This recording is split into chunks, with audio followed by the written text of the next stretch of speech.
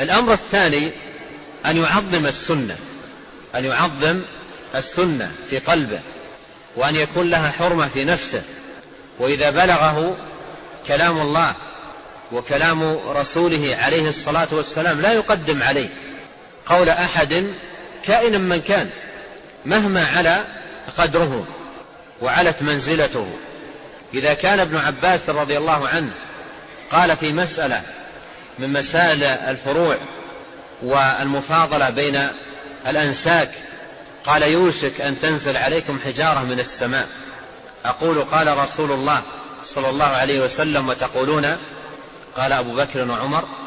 إذا كان قال ابن عباس في مثل هذا المقام، فكيف بمن يرد السنة الصحيحة الصريحة ويقبل البدع التي ما أنزل الله تبارك وتعالى بها من سلطان.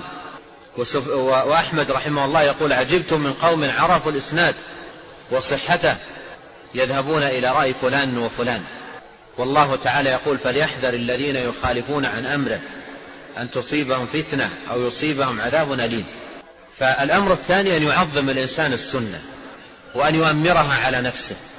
وقد قال أهل العلم قديما من أمر السنة على نفسه نطق بالحكمة. من أمر السنة على نفسه نطق بالحكمة.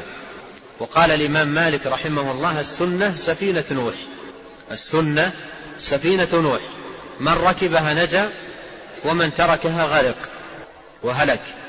فيتعوذ بالله عز وجل من البدع ويعظم السنة ويجاهد نفسه على لزومها علما وتعلما وعملا وتعليما